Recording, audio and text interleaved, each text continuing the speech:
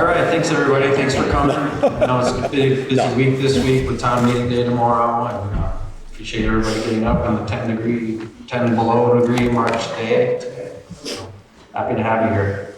I'm not going to waste too much time. We'll get things started. The pastries, it sounds like everybody's found those, and the coffee. There's some brown bags over there. If there's any left when we get through here, feel free to take them with us. If you don't know me yet, I'm Pat Ripley. I'm the director at the Lamoille Corporation and Lamoille Chamber. We do have a couple of board members that I've seen here today. We've got Jeff Lindemer here. Jeff's going to be our person on the mic today. So if you have a question, please throw your hand up or give us the look, and we'll try to make sure Jeff gets over to you. I also see Joe Wooden in the back. He's a board member of ours. And if I missed any other board members that are here, feel free to stand up, but I think I got them. So yeah, just looking to have a respectful conversation today, like we always do, and be respectful of everyone's time. We have until 9:30, but if we finish before that, we'll finish before that. So I'm just going to start with, I think everyone knows everyone here, but just to be sure, we'll kind of have our reps go down and just give a quick introduction, if you don't mind. Good morning. Richard Bailey, Lamoille 2, Belvedere, Johnson, Hyde Park, and Wolcott. I serve freshman legislator and serving on the Energy and Digital Infrastructure Committee. Thanks to Greg Tatro for hosting today, and thanks for Pat for hosting this breakfast. They're always informative. Thank you. Good morning. I'm Dave Yacovone from Morrisville. I represent a portion of Stowe, Elmore, Worcester, Woodbury, and Morristown. Hope I didn't forget one. And I'm on the Appropriations Committee. So glad you're all here. Thank you, Pat. Good morning, everyone. Jed Lipsky, Lamoille 1 District, Stowe. I serve on the Agriculture, Food Resiliency, and Forestry Committee. Also am active on the Rural Caucus and serve on the National Guard and Veteran Affairs Caucus. And before I pass the mic, I want to acknowledge that Representative Mark Higley of Lowell, who represents Eden, called me 2 days ago and said he wouldn't be joining us because he had a scheduled dental appointment this morning. And if he canceled it, it might be 2026 before he can get back in there. So he apologizes for not being here. I'm Rich Westman. I'm a senator from the Lamoille District, which includes Fletcher. My morning committee in the Senate, because we serve on two committees, unlike the House members. I chair the Transportation Committee in the morning, and my afternoon committee is Appropriations. Good morning. I'm Dan Noyes. I represent Wolcott, Hyde Park, Johnson, and Belvedere. Serve on the Human Services Committee. I'm Lucy Boyden. I represent Cambridge and Waterville, which is District Lamoille 3. I serve on the Committee of Government Operations and Military Affairs as a clerk, and I'm also a clerk of the Rural Caucus. All right, thanks. So I know it's always difficult to kind of break the ice with these things, but if anyone's brave and has a question, looks like Cody back in the back there.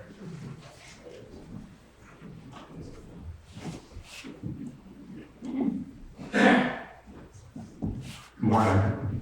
I love public speaking, just get it warmed up for tomorrow. Cody Marsh, Cambridge Select Board member. I'm also a registered professional engineer in the state, and I've been working in the heavy civil construction industry for over 15 years.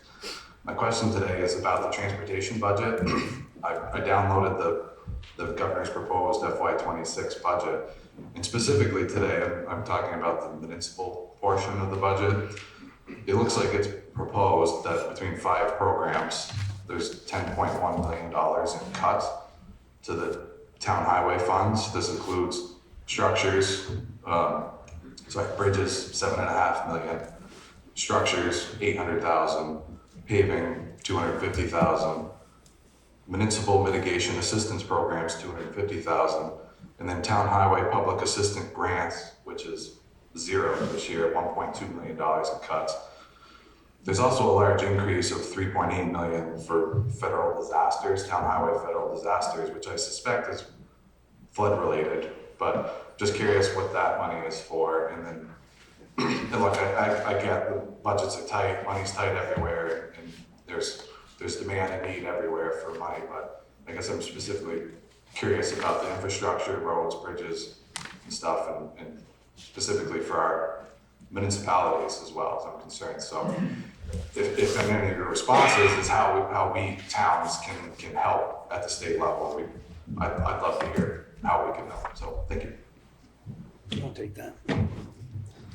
I guess that's I me. could talk, but he's gonna know about it. So let me say to you first, I've been around the legislature a long time. I chaired the House Transportation Committee for 5 years, and this was named chair of the Senate Transportation Committee in early January when we started. What I would say to you is I've never been chair of a transportation committee when it wasn't a disaster. And the last time we raised any revenue or we reorganized the budget at all in transportation was in 2009 when I chaired, and we created what we call the TIB bond fund in that. We're in a very difficult place in transportation. What's happening is 12% of our cars are electric now. The electric cars do pay $80 some odd on top of their registration as of this July in that. And our gas tax is declining. And it's not just because of electric cars, it's because of all of you are driving more efficient gas vehicles too. And our biggest drop in revenue is the drop because of more efficient gas cars running out there. The upshot of all of that, what it's doing to us is in the general fund you have an income tax that grows over time because income tax, as people get pay raises and the income tax is indexed, the revenue goes up over time. In the ed fund, where you have the biggest source of money is the property tax. We all know that property values have gone up dramatically in the last 5 years, so the revenue in the ed fund has gone up over time. In transportation, the gas tax is declining. Unless you raise a fee, it's flat. The only source that we have that goes up over time is purchase and use. And what we're seeing is a dramatic decline in our revenues. And what that really means is over time, we're doing less and less. You're correct, and I'm going to give the statewide numbers. In this year's budget that we're in, we're paving 220 miles of road a year. In the budget that the governor presented, which has some one-time money from the general fund and reduces our expenses by getting rid of JTOP, we pave 123 miles. We're looking at if we have a 2% increase in revenues or in expenditures in the T fund, we're $30 million short on the state side to present a budget. And when all of our matching funds, we match federal, like Route 15, if you do a project on there, it's 80-20. It means that a $30 million hole in the budget next January would mean that we can't draw down $180 million in federal funds. And so that's over $200 million loss in revenue on a $450 million budget. We're looking at by 2029, if we maintain the track we're on, today we have 26% of our roads in poor or very poor condition. By 2029, if we stay on the track we're on, we will have 60% of our roads in poor or very poor condition.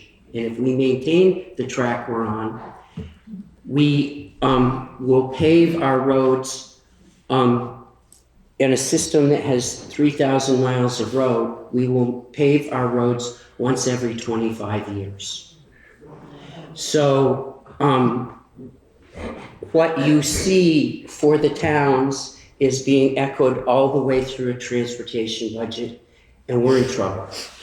And so when you hear noises about revenues, when you hear noises about should the purchase and use tax, because 1/3 of the purchase and use tax on vehicles goes to the ed fund, should that come back? It's all related to all of these issues. And particularly on the town side, that's difficult because most towns, 70% of their municipal budget is their roads.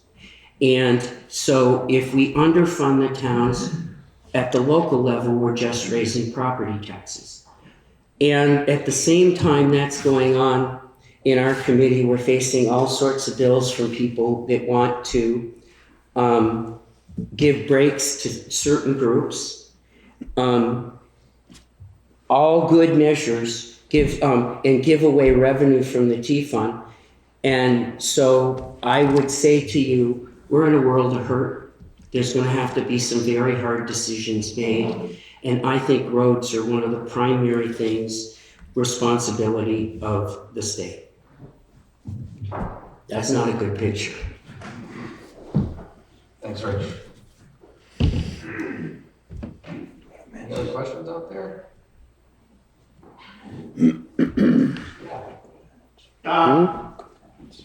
Hello, I'm Jonathan Wood from Cambridge. Jonathan Wood from Cambridge. I'm a private consulting forester. I have a quick question primarily for Representative Boyden. I'm trying to, it's a long build up to a short question, so I apologize. In the last biennium, Act 59 was passed, which is the conservation bill for 30 by 30, 50 by 50. Created a 3-year process, a great deal of money, thousands of hours of time spent by state employees, and quasi-state employees, lots of public involvement, requires 3 years of study and action, was pushed mostly by Environmental Chair Amy Sheldon. It's got good things, it's got bad things, it's a lot of work, it's a little scary for some, a little positive for many. This year, the same person, Amy Sheldon, introduced H276, which completely upends that whole process. That process was designed to study state lands, determine what should be conserved, how we're going to produce timber, how we're going to create ecological reserves. Great process set forward, a lot of work to be done. This year she said, no, all state lands are going to be ecological reserves. Completely pulls the rug out from under the entire process. So my question is, are you going to support 276? And more broadly, what can we do about committee chairs in your party that don't honor the public process? How are any of us supposed to participate in a process when it's just going to get legislated the next year? So you get a 3-year process that just got completely upended if that bill passes. So sorry to put you on the spot, but I'm curious as to your opinion. Thank you for the question. This bill is news to me, so it's before making an actual, sorry, catches in the way of seeing you. Before making an actual decision on a vote, I would like to know more information, kind of know both sides, and also hear from community members as well. So thank you for sharing this. In the rural caucus, we've been recently discussing the previous 30 by 30 Act 59 that you mentioned, some of the processes of it, and also H70, which looks to include current use within the goals of conserving land as well, which is Mark Higley's bill. He's not here, so I bet he would be able to speak to it a little better than I can. Yeah, as for committee chairs, all of them work in different ways.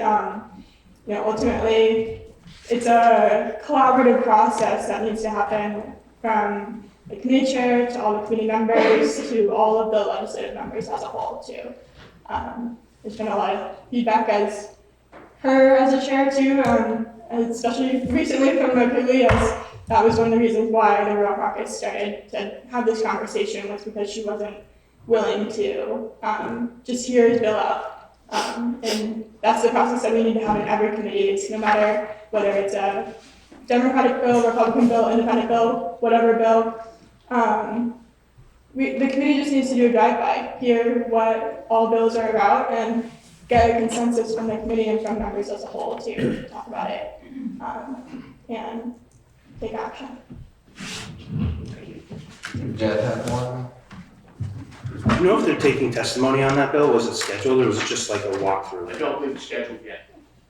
There's a lot of bills. I mean, we have like, my committee probably has 45, 50 bills. Maybe we'll pass 4 or 5. So there's a lot of stuff on the wall. Jonathan, thanks for your question. I'll start with 30 by 30, 50 by 50. You know, for 2 evenings, I basically created a one-man filibuster to that bill, very discouraged by the lack of any testimony from any of the 16,700 Vermont use value appraisal landowners to have 1 minute of testimony before that committee. For two evenings, for 45 minutes, I unsuccessfully convinced the body to give us a possession of that bill so we could take testimony on its impacts on the Vermont rural working lands. But moving forward, we had passed the Vermont Forest Futures Strategic Roadmap. They now are in the implementation phase, and I sit on that implementation committee.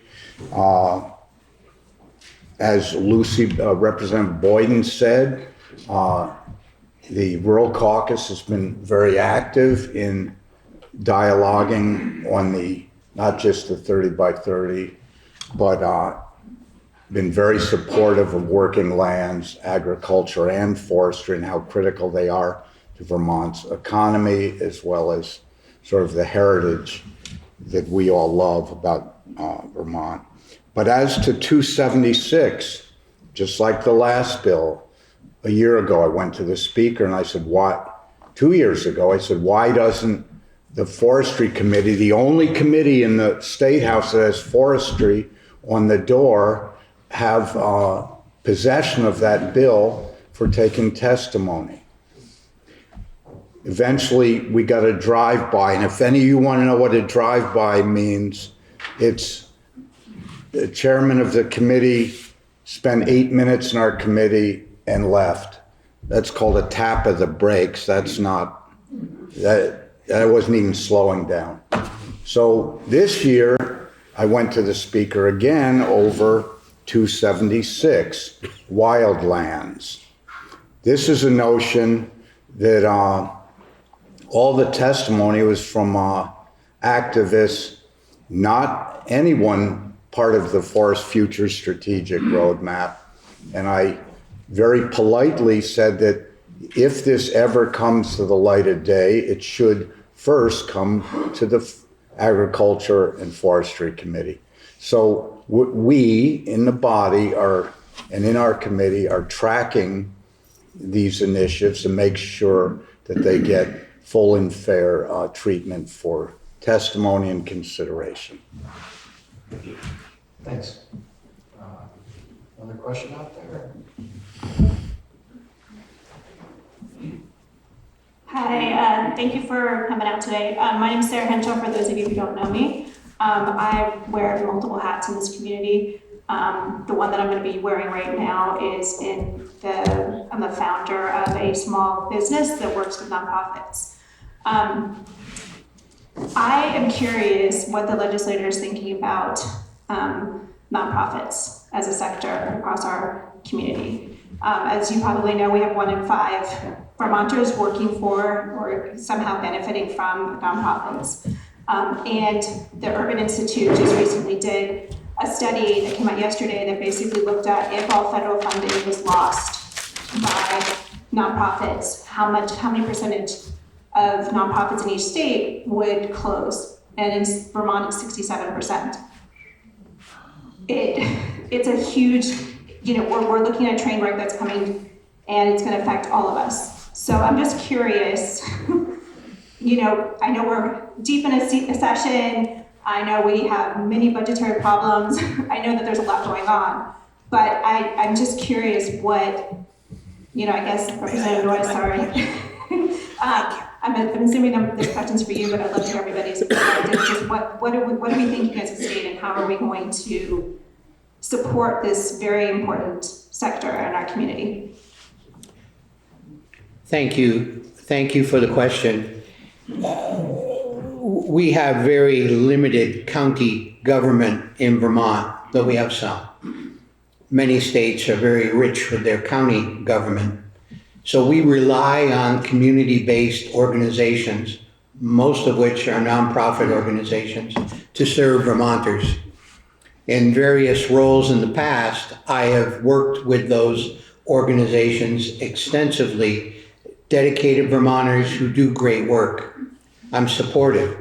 However, having said that, and this may sound like I'm not supportive, but it's the reality of limited tax dollars. I have gone to nonprofit organizations who have similar missions. And I'll use an example. We have something called our designated agencies. Lamoille County Mental Health is one. Almost every county has a similar structure. And I've said, why don't you, instead of each of you having 16 or 15 different business managers, consolidate your backroom services, HR, IT, business, their billing, their receivables, their payables, and see if you can save some money. I've done the same thing with community action organizations. I've done the same thing with area agencies on aging. Can we keep the local presence in the community to provide the direct services because they know the folks, but what I call the backroom services, could we do an analysis and try to see if we could save some money? I think it's really important. I've always been met with this reaction in a rather cool way. I haven't gotten anybody to bite yet, but there's one more story. Years ago, Commissioner Rod Copeland of the Department of Mental Health went to the mental health agencies and said, I don't have enough money to support you all nonprofits, and I just can't help you. Is there a way you could consolidate your services? 5 of them, which are called SSAs, Specialized Service Agencies, formed an organization called ARIS. I'm not sure ARIS, if it even stands for anything, but it's a bookkeeping business. It does thousands of payroll timesheets and everything that goes with that, the I-9s, all the paperwork you can imagine. And so those 5 organizations do not have a business manager. They've consolidated and it's worked for them. I believe it could work for others too. I don't want to compel them, but I think they'll see the writing on the wall, and that there's so little funding available, they've got to rethink how they do what they do in a more efficient way. Not being critical, I support them. Rich, I'll just comment on one thing and pass it to you. Sarah, well aware of the really important work you do. But now let's take a high view of where we are. The transmission of funds around the country, and now we're talking about federal dollars that come to the state of Vermont. 30% of the funds that we have as municipalities in the state come from the federal government. Like your organization, there is not a lot of confidence and there's a lot of anxiety if that flow of funds from Washington to Vermont or any other state in the union are going to arrive. So these are very serious times, not just for not-for-profits, but for municipalities and all the programs that we're here, both in front of us and at this podium, advocating for. So these are serious times as far as funding, and affordability is what created a monumental shift in the makeup of the Vermont House and the Vermont Senate at the last election. Those were strong words from Vermonters all over the state. So we're all in this together, and we'd be painting too rosy a picture, as we heard with highways and road challenges, to paint it any other way than how it actually is. I just want to say, Lamoille Mental Health, Lamoille Health Partners, which is primary care across most of this county, Copley Hospital, and Lamoille Home Health are all nonprofits, but none of us can imagine living without those. I mean, they're all vital organizations. But to back what Dave said up, the pressures are huge out there. Lamoille Mental Health has now a CFO that they share with the mental health agency in Franklin County.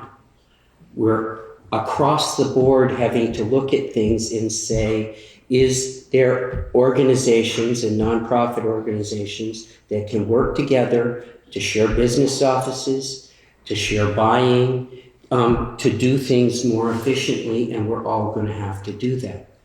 I would say about the nonprofit world, though, not all nonprofits are the same. River Arts is not the Medical Center Hospital of Vermont, which are both nonprofits. Both do good work, but they work in different ways. So when you put an umbrella over the nonprofit world, it's not all the same. But we've created in Vermont a system whereby, as Dave mentioned, we have designated agencies that do work.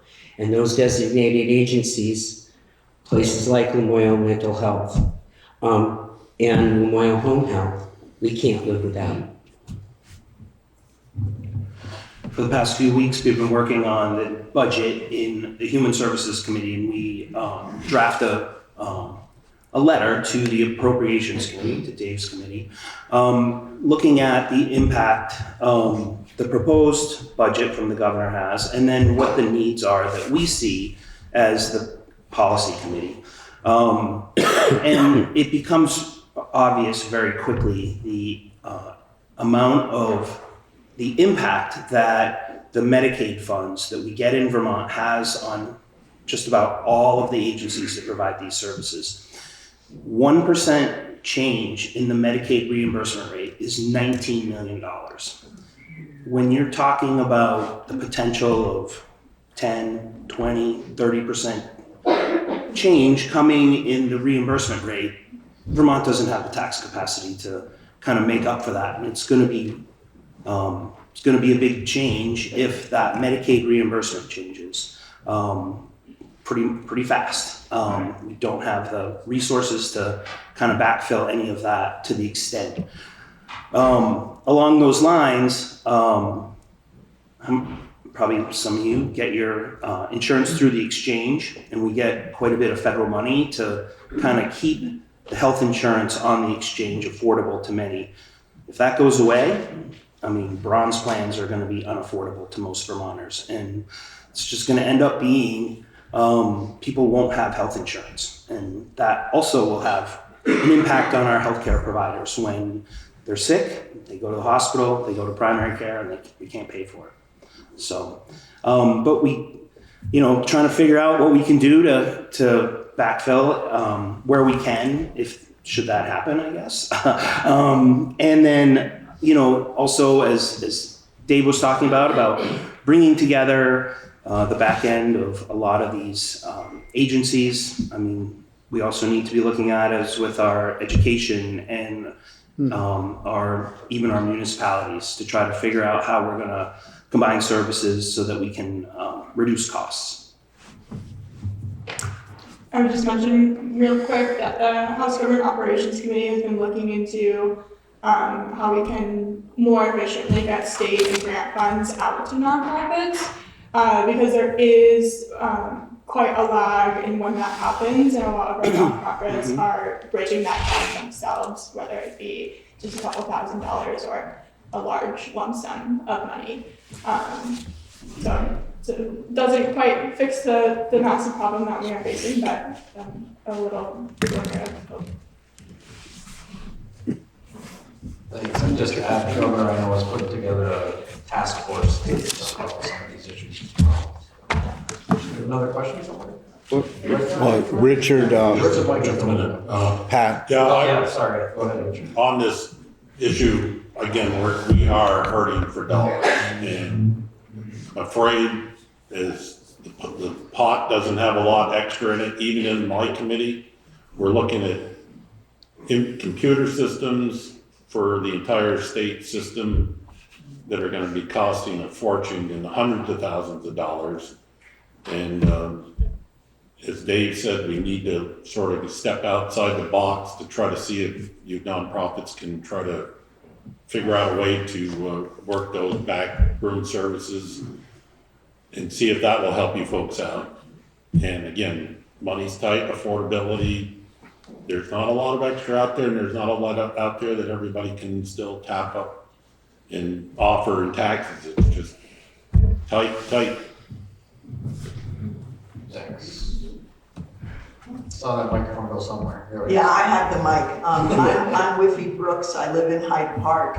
And given what you all have told us, I'm wondering, worst case scenario, how the legislature is going to prioritize what gets funded and what doesn't. Because we obviously aren't going to have enough money to make all of the requests that are coming to you. And I think it would help us to have some sense of how you're going to operate looking at this crisis.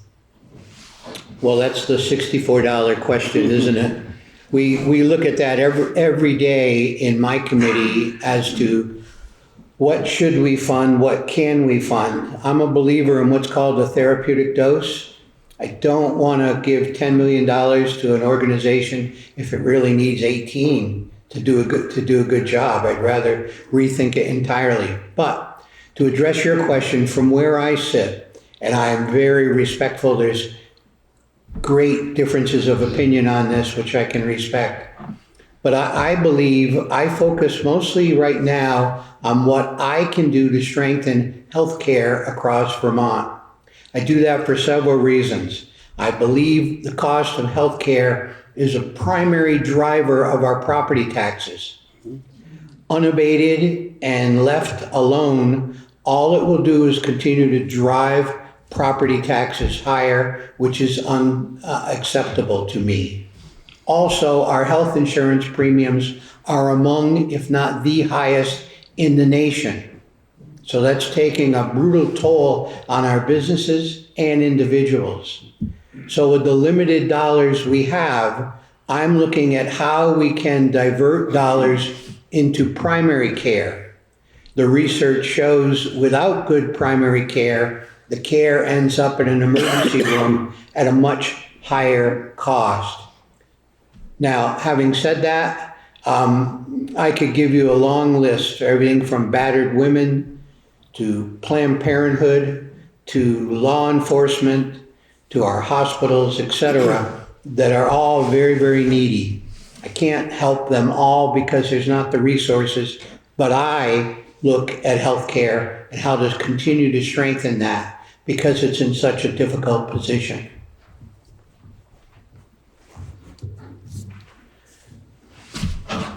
I'm totally in agreement that we're going to have to focus and we're going to have to look at what's the most efficient way we can have. I would basically say to food shelves, feeding people, and that gives you it starts with the basic needs of people first. And we're gonna have to look at that. The governor has a coffee hour on Thursday morning. I went into the office and he had been with a majority of the governors to Washington earlier this week. And he literally said to me, "I'm scared." And we're looking at, I read through the 200-page document out of the House Republicans in Washington, their guiding principles of where they're headed around Medicaid. And basically those of us that have done all of the expansions, they're going to take money away from to encourage states that haven't done expansions that we roughly get. I think it's like 55 or 56% from the feds, and we produce 44 or 45. It's something like that. And over a quarter of our general fund budget, over a quarter of all of our spending, and the number one spending item in the general fund budget is Medicaid. And it's approaching $2.3 billion. And we spend $8.5 billion. We are going to have to say, what's the most efficient way for us to do things? What is, and what are the basic needs of people to keep them alive and keep people well? And we're not going to be able to do any of the frilly stuff anymore. And I haven't figured out the language that I would give you to say what that is. But the first thing that comes to mind is, my food shelves, I got to keep going here.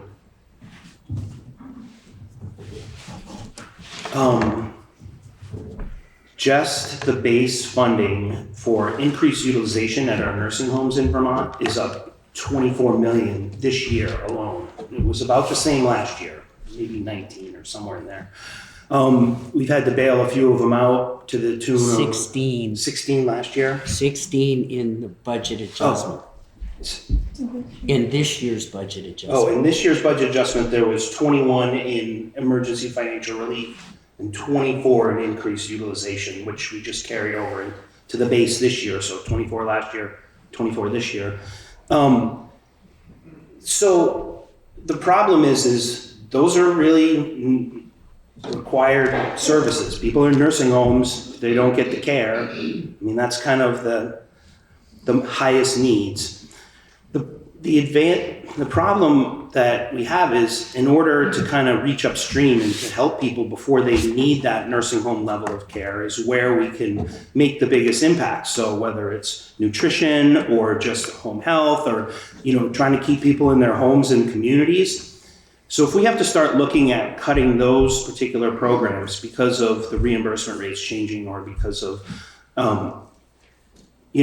that puts more pressure on kind of our highest needs individuals. More people end up needing nursing home level of care if they're not getting the health care they need that are definitely less. It costs less money to bring someone to Meals on Wheels than it does to put them in a nursing home for a year. So, if we can figure out how to make those investments, but also it makes it harder when we start saying, okay, we've got to cut.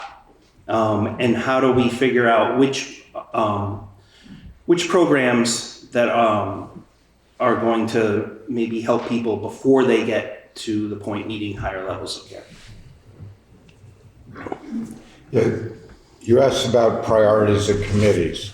On the Agriculture, Food Resiliency, and Forestry Committee, 100% of our priorities were in this list. Vermont Food Bank, Farm to Plate, Farm to Schools, Farm to Institutions, Vermonters Feeding Vermonters, Cash Crop Plus, and Farm Share Benefits for SNAP recipients, food shelves and Meals on Wheels. That was what we passed on out of our committees, our top priorities. And we took testimony on so many other important initiatives, including the natural resources conservation districts, which we've been served by, and dozens of other important initiatives. But we have narrowed our priorities to trying to help farmers provide to Vermonters fresh, nutritious, and affordable food. Okay. All right, who's next? Gary here. Randall Zott, work with the town of Johnson doing community and economic development. And I'm very thankful to have health insurance because after listening to you all today, I'm going to spend some time with my therapist for sure. We're lucky you got one. I think there's sometimes this mantra that you can't cut your way to prosperity. And a lot of what I'm hearing about is cuts. They're all budgetary cuts. And we had the governor here on Friday. And I think there's some other cuts that we have to explore, which is regulatory cuts, right? Like we've got to grow our way out of this mess. We're not going to cut our way out of this mess. If federal dollars stop flowing, we probably can't even outgrow that. But I really want to hear, what the plan is for growing Vermont instead of cutting. Because what we really need is to cut regulation so that we can grow. Especially as we know, we have a housing crisis, and if we had an all hands on deck effort to get housing all across Vermont, I think we would find that a lot of people want to move here, but we just don't have the infrastructure for them. So it's going to take some investment. It's not going to, we can't just cut our way to success. We're going to have to grow our way to success. And I'd just like to hear if any of you have any hope for the rest of us who are so depressed in this room.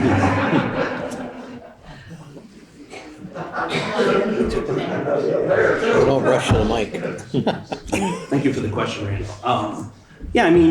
We're trying to come up with ways to more streamline the permit process, even just in wetlands delineation. Senator Westman and I met with quite a few people just trying to figure out, how do we provide more predictability for developers at the same time as protecting the environment, just being able to delineate wetlands so that a person who wants to build housing has an opportunity to build it without having 6 months, however long it takes to have that wetland delineated. So, are there opportunities to, allow engineers who are certified in wetlands delineation to just be able to do that and then just have the state check up on them instead of having it go to the state? There's things like that to provide more predictability and shorter timelines in,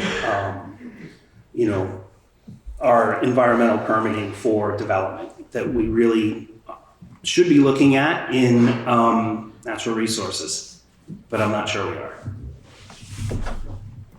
I would just say a large area that we discussed in the Rural Caucus recently was municipal utilities, so town water, town sewer, and how much of a barrier that is to construction in a lot of our rural towns, where we heard from a small developer who's working on a project in Fairleigh, and that has now become one of their largest costs, is they have to trench across a road and far away off of the property because the property does not have space for sewer and the town does not have that utility. So for having those conversations, it would take money, which is a barrier. I would just say to you that reducing regulations and particularly around building is, I have a project going up with a young partner, a 25-year-old partner, as we speak. If you go between Johnson and Jeff, I think we're the only, we're building a duplex there now, and we have a 3-unit building on the other side. From the time of signing the purchase and sale agreement, it's 3 years before we could start any construction. And so as you know, that doesn't feel like the fast track to me. I thought we were getting a deal on the land, and I looked at Todd and said, hey, you want to do this with me? You've got you've got more time and you've got more energy than an old man. And let's do the, and I've got a little more resources than you. I'm not sure it was such a, as big a deal as I thought it was. But I totally think we have to figure out how to loosen up on particularly building.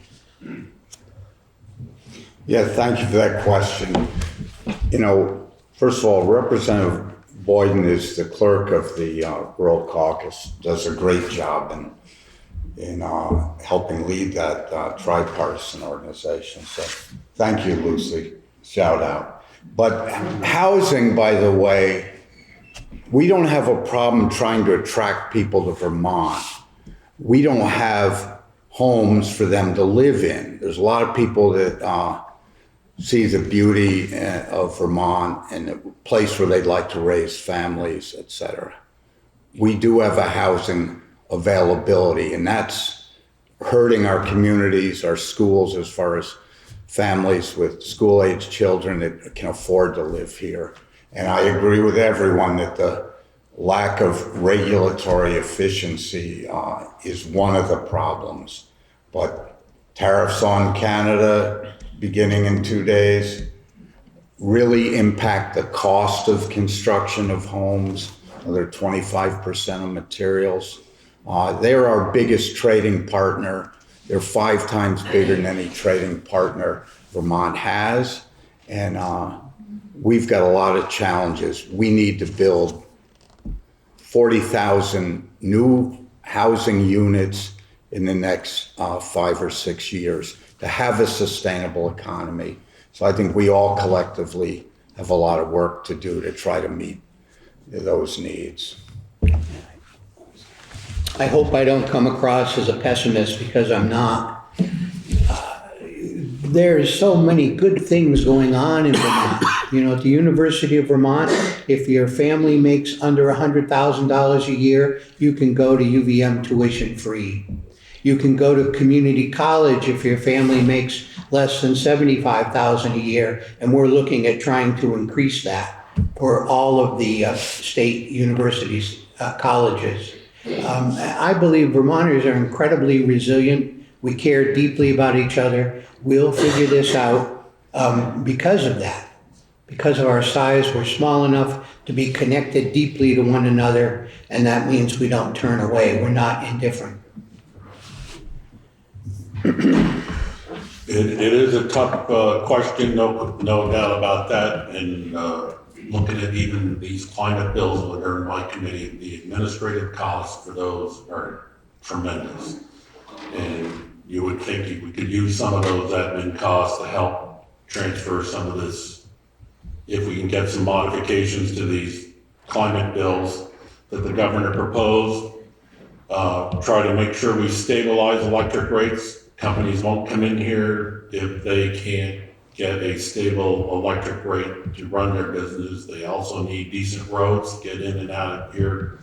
So it's a huge question, and there was one brought up at the freshman caucus when we had the flood of Irene and they took out Route 107. One of the freshman legislators said they suspended the Act 250 rules in order to rebuild that road and get that road rebuilt in like 6 months, put it all back together. They said, can we do that? Maybe with Act 250, suspend some of the rules for 2 or 3 years to try to help this construction people get around these barriers that are preventing housing to be built. I had a follow-up. Go ahead, Dan, did you have more? Yeah, just one thing real quick. So one of the things that I've been trying to propose is we put a lot of money into housing, and for instance, on the VFHA money that goes out, there's a 3% cap on age-specific housing. And I was like, there should be like a 30% bonus on people building age-specific housing, because if we had access to housing for older Vermonters in our village centers and downtowns where it doesn't flood, that's going to open up existing housing stock. And that's where I think we'd be able to put better investments on the money that we're already allocating to housing, because those are typically smaller houses. They don't need to be apartment building, they can be smaller, especially in more rural areas where we don't have the infrastructure. So, yeah, that's something that I've been advocating for, because we just don't have access to that housing in our communities. Yeah, I just had a housing follow-up. I'm sure y'all heard of Spark and the governor's plan with Spark. And for those that haven't heard of it, it's got several different approaches, but a lot of it is rolling back regulations in Act 250 and then making some changes to the tiered system that was established last year. And not sure how familiar you are with the tiered system, but it doesn't really help us in Lamoille County in any way. We have one town that can fit into the tier where you can get rid of Act 250. So it's not really helping rural places like us. And what we're hearing is that Spark is in trouble in the House. This is what we're hearing. I don't know how true that is. But I'm just curious what the folks here think of what's been proposed and what your thoughts are. I'm not going to talk specifically about Spark. It's in the House, what I would say though is when we say Act 250, Act 250 affects large developers in larger communities mostly, and mostly the communities that have sewer, water in them. The problem is for a small developer, a builder like Cody, like your dad. If your dad went out and wanted to build 3 houses on a road, it's the natural resources permits that are so difficult for him to get through. And that's the type of development that happens mostly in the smaller communities. Outside of Morrisville in this county, if you're going to build 3 houses in Eden, it's going to take you 2 years to get through the natural resources permits. And we focus on those larger development. And that's not what small communities, Belvedere has a stagnant population. How can we just make it that Belvedere can replace its own population? And it's going to be in individual houses being built around that. And we really have created a situation where there are 2 Vermonts. And we have to pay attention to that. Yeah, I agree. Senator Westman really made a critical point.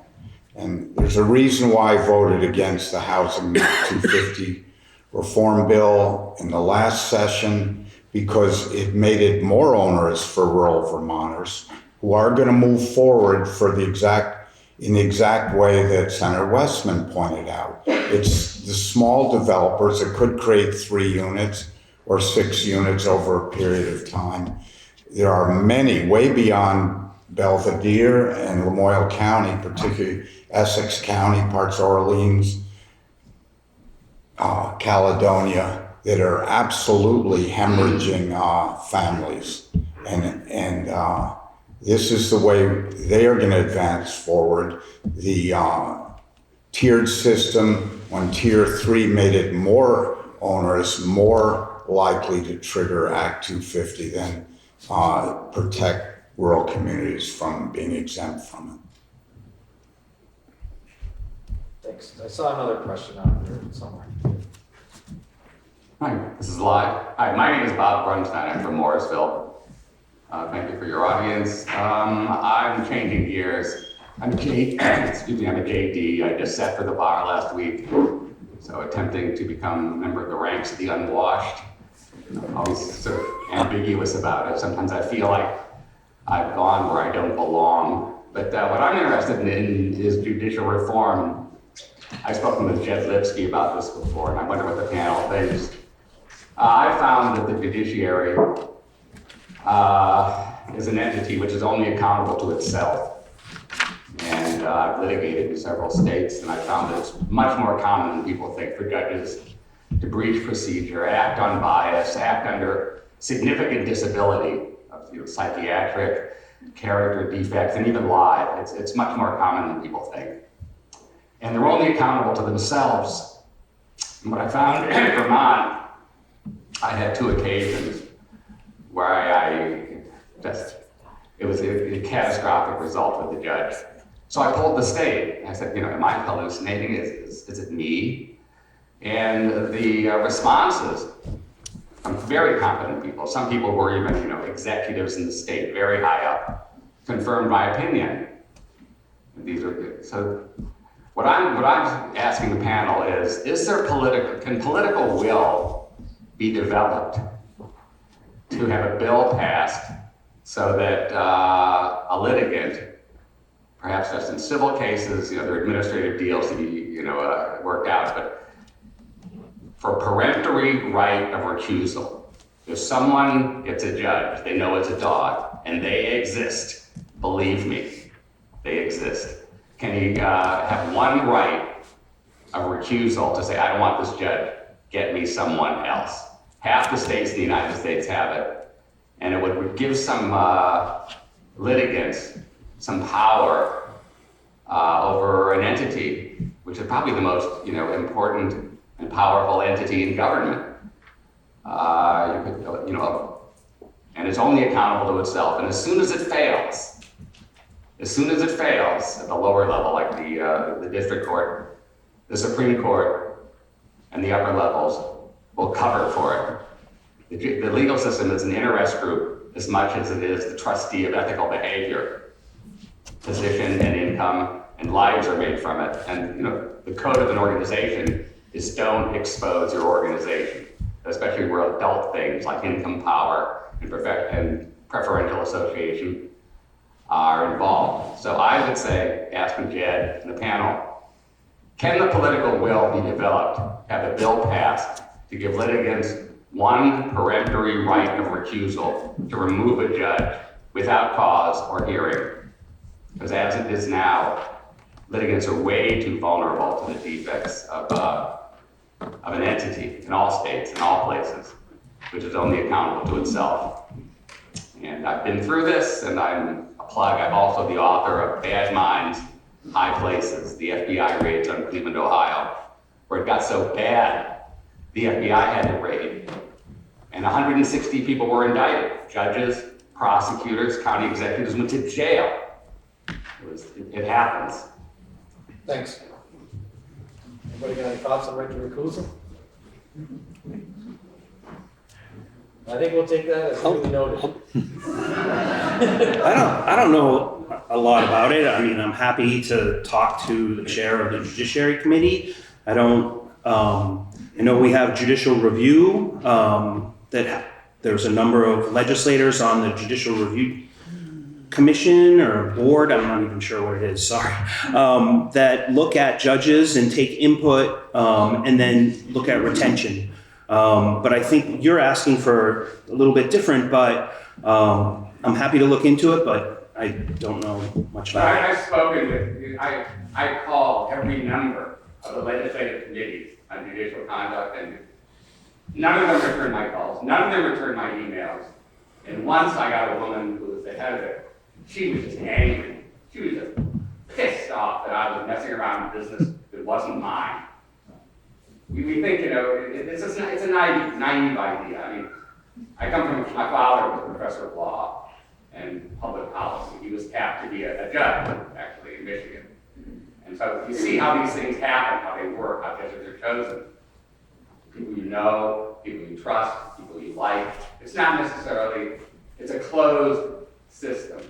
Okay. And accountability. Sorry, we're getting short on time, so I'm going to ask. I saw a couple other questions out here, but thank you for your information. Right here. Oh, where'd the mic go? Gregory already had it.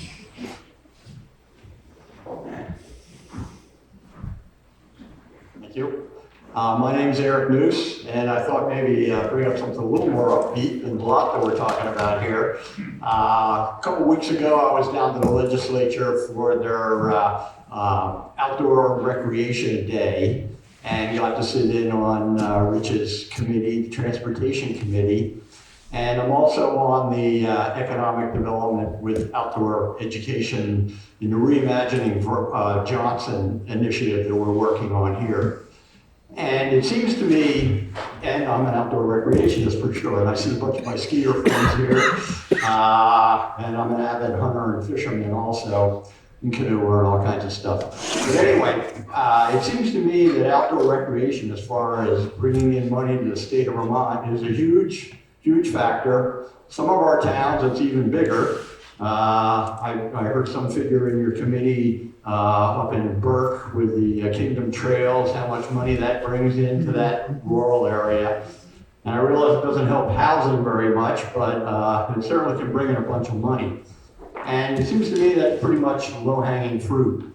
And it's also an area where a lot of us citizens can contribute, and it doesn't cost a lot of state money. Although some seed money is sure helpful, but you can do a lot. As part of an initiative here to start the Lamoille River Paddlers Trail, and working with some nonprofits, we've got a beautiful map, and we've got a lot of people using the river and the rail trail combined with that. But along those lines, there was a bill that Rich's committee took testimony on, S4, that was in response to a lawsuit brought in Tunbridge by a law professor down there that was alleging or suing the town to say that a budding landowner could bar the town from maintaining a legal trail.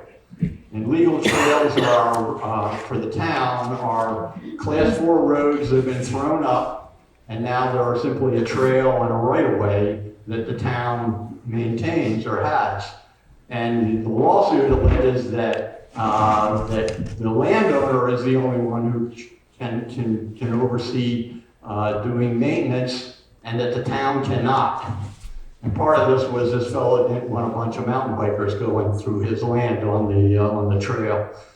And that's been going on for quite a while, I guess. And S4 was just a clarification of the existing law that we have on trails and roads, class 4 roads. So I guess my question to Rich is that S4 going to go anywhere? I see there hasn't been too much action since I was down there. And if there's anything we can do to help bring that about. It's certainly an issue that we've taken testimony on before you came down. It's on our radar. We're definitely going to act on the issue. It probably won't be an S4. You don't really care about this, but we have a crossover deadline where we have to get stuff out by the 14th of March and get it to the House. We've got limited capacity and time to do stuff because we have a number of other issues that are on it. We will probably find another bill that's a must-pass bill and attach it to that, because I don't think there's anybody on our committee that is opposed to dealing with the issue, so it will move ahead. Yeah, Eric, following up on Rep. Yacovone's attempt to be optimistic, in our committee, one of the bright spots we deal with, because all forest parks and recreation comes through our committee, is outdoor recreation. It is the fastest growing sector of the Vermont economy. It rose from 2.6 million in growth, 206 million to 208 million in growth this year over last year. That ranks us second in the United States to Hawaii in the percentage of state GDP for any other state in the union for outdoor recreation. We as a body, not just a committee, recognize this, advocate strongly. All of the trail networks, and there are maybe 700 miles of them, that are hosted by private property owners for no remuneration, many of which are current use enrollees to host all these, whether it's mountain bike, hiking, cross-country, snowshoeing. It is a critical part of Vermont's attraction and economy, and we'll continue to advocate despite that Tunbridge case, which raises some concern. The Rural Caucus has acknowledged this as well. So that's an area where I hold a lot of optimism. And what was just said is a reason more than any other to be very, very careful when you talk about reducing environmental regulations. And hopefully this year, we'll get 100% use of that rail trail from St. Johnsbury to Swanton, where we can pick up some of that low-hanging fruit and bring some more revenues into the state. All right, we're getting down to our last few minutes. I see Gregory has a question. Yeah, how's it going, everybody? I'm Gregory Tatro with Jenna's Promise. 2 weeks ago was the 6-year anniversary of my sister passing away from an overdose at the age of 26. And it's got me thinking about that moment and how struggle can sometimes, lead to what comes after. And my conclusion is that in times of struggle and anxiety and darkness, it takes intentional effort to turn to the light. You've heard a lot of the comments here from a lot of our neighbors and our members of the community about their anxiety, about the governor himself being scared. And I'm asking you, as leaders of our community, how is it that you're intentionally turning to the light? What hope can you give us? I'd like very briefly, if you could tell me if there's something in the legislature that's giving you some hope for this session, but also in the grassroots, maybe in this community that we're all a part of, to give you some hope too. I'll just briefly say what gives me hope is for a group of people like this in 10 degrees below zero to come out because they care. They sit shoulder to shoulder, side by side, because they care deeply about Vermont. And as long as we can keep that light lit, good things will happen. Yeah, Gregory, one shining example to me every day, and I advocate for the work of you, your family, and Jenna's Promise as an incredible ray of hopefulness. And because truth actually matters, I'm going to correct in my previous testimony, it was 2.8 billion impact on Vermont's GDP over last year's 2.6 billion impact on Vermont's GDP. All right, we got one last question. Joe in the back here giving me the look. So The look. we could end on Joe. And I appreciate everybody. We went long today, over an hour. So I'm Joe Whitman. I work at Copley Hospital in East Street. I just want to end by thanking everybody here. This is a very difficult job. These folks are really giving us some stark information about the future. Our job is to support them because they have to make tough decisions. And I work at a hospital, and if I just say, well, the hospital is the most important issue, as opposed to mental health or the VNA or the nursing home, shame on me. So all of us have to sort of pitch in, thank them, and help them to make tough decisions because we're running out of money. I mean, that's going to be the future. And if we beat them up too much, they'll end up quitting their jobs by saying, I don't want to do this. So I appreciate you folks being there. I appreciate you trying to walk us through a very difficult future. And I hope that we can support you and not criticize you to the point where you don't want to do your job because these are tough decisions. I just want to